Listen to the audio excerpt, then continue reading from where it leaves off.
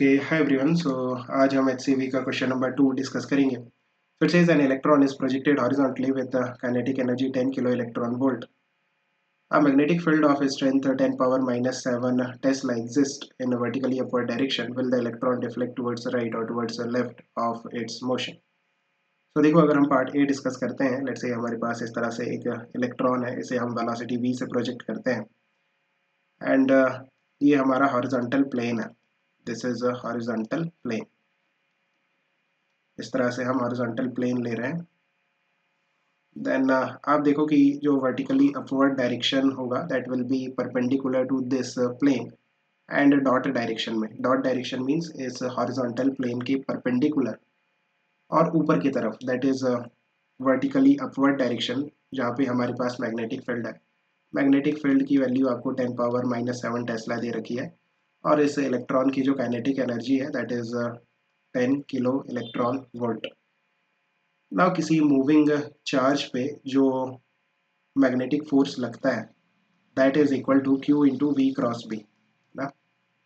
Now अगर मैं v cross B का डायरेक्शन फाइंड आउट करना चाहता हूँ देन आप देखो this is the direction of velocity and जो मैग्नेटिक फील्ड है वो डॉट डायरेक्शन में है।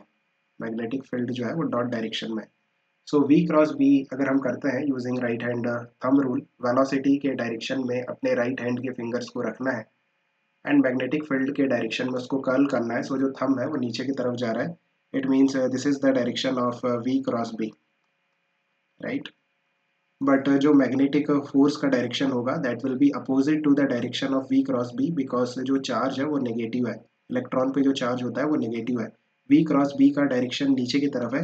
इट मीन्स जो मैग्नेटिक फोर्स लगेगा इलेक्ट्रॉन पे वो ऊपर की तरफ लगेगा। सो जो मैग्नेटिक फोर्स लगेगा इस इलेक्ट्रॉन पे that will be in this direction. This is the direction of magnetic force. So you can see कि जो इलेक्ट्रॉन है वो डिफ्लेक्ट करेगा इस तरह से। मीन्स यू नो कि ये जो इलेक्ट्रॉन है नाउ एक सर्कुलर पाथ में मूव करेगा। जब भी आप किसी चार्ज्ड पार्टिकल को यूनिफॉर्म मैग्नेटिक फील्ड में प्रोजेक्ट करते हो with some velocity v and if velocity v is perpendicular to the magnetic field then जो मोशन होता है चार्ज्ड पार्टिकल का that is circular path. It means ये जो इलेक्ट्रॉन है नाउ एक सर्कुलर पाथ में मूव करेगा। This magnetic force will provide the centripetal acceleration और यू कैन से ये जो मैग्नेटिक फोर्स है ये सेंट्रीपिटल फोर्स की तरह बिहेव करेगा, राइट। एंड इस तरह से इलेक्ट्रॉन डिफ्लेक्ट करेगा। So if you see electron left में डिफ्लेक्ट हो रहा है, राइट। पार्ट बी चेक करते हैं। Calculate the sideways deflection of the electron in traveling through 1 meter. Make appropriate approximations. सो देखो काफ़ी सिंपल है। नाउ हमें पता है कि ये जो इलेक्ट्रॉन है एक सर्कुलर पाथ में मूव कर रहा है। Can you find out the radius of the circular path? इस तरह से हमने प्रोजेक्ट किया था एंड इस डायरेक्शन में हमारे पास F B that is magnetic force है। सो ये जो इलेक्ट्रॉन है इस तरह से एक सर्कुलर पाथ में मूव करेगा। यहाँ पे इसका सेंटर होगा। Can you find out the radius? What will be the radius of the circular path? Radius is m v by q B. हमें स्पीड नहीं दे रखी है बट काइनेटिक एनर्जी दे रखी है। From kinetic energy we can find the speed. Kinetic energy is half m v square. So speed that is equal to under root of 2 ke by m, right? So here m by qb, speed की जगह आप under root of 2 ke by m put कर सकते हो। इसको थोड़ा simplify कर सकते हो। So it will become under root of 2m ke divided by qb। ये भी रेडियस का फॉर्मूला है। If you remember this that is fine. आप डायरेक्टली यूज़ भी कर सकते हो इसको। अगर आप वैल्यूज पुट करते हो under root of 2 what is the mass of electron that is 9.1 into 10 power minus 31 kilogram.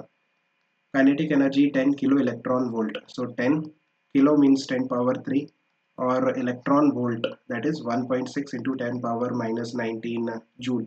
आपको ये आना चाहिए ऐसा यूनिट में आप कैसे कन्वर्ट करोगे। 1 electron volt that is equal to 1.6 into 10 power minus 19 joule, है ना, ऐसा यूनिट में, divided by what is the charge of electron that is 1.6 into 10 power minus 19 and जो magnetic field है that is 10 power minus 7. If you simplify this the value which you will get is 3.37 into 10 power 3 meter. So देखो काफ़ी large radius आ रही है। So ये जो electron है एक सर्कुलर पाथ में मूव कर रहा है जिसकी रेडियस r है, एंड रेडियस की वैल्यू हमने फाइंड आउट कर ली। ना अगर हम इस इलेक्ट्रॉन का सर्कुलर मोशन देखते हैं, ये आपका सेंटर है सर्कुलर पाथ का और इस तरह से इलेक्ट्रॉन मूव कर रहा है। कितना डिस्टेंस ये ट्रैवल कर रहा है? 1 मीटर। सो इट मीन्स जो आर्क लेंथ होगी that will be 1 metre, right. और ये इलेक्ट्रॉन यहाँ पहुँच गया सर्कुलर पाथ में मूव करते करते। सो कैन यू फाइंड कि कितना एंगल इसने रोटेट किया? This angle theta rotated by the electron. Theta will be arc length divided by radius. Arc length है 1 divided by radius is 3.37 into 10⁻3। सो आप देखो ये काफ़ी स्मॉल आ रहा है, 1.1/3.37 इंटू 10⁻−3। इनफैक्ट 10⁻−4 के ऑर्डर का आएगा अगर आप इसको फर्दर इस फ्रैक्शन को फर्दर सिंप्लीफाई करोगे। So this theta is quite small, right. So यहाँ पे हम स्मॉल एंगल अप्रॉक्सीमेशन का यूज कर सकते हैं। नाउ साइडवे डिफ्लेक्शन कितना होगा, that is what he is asking in second part. So sideway deflection का मीनिंग क्या है?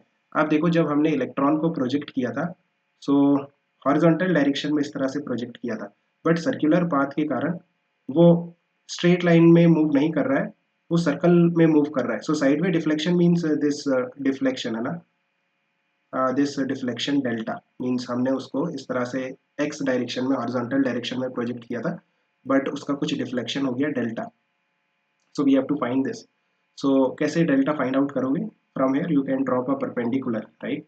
This is r, this total is r, and this is also the radius.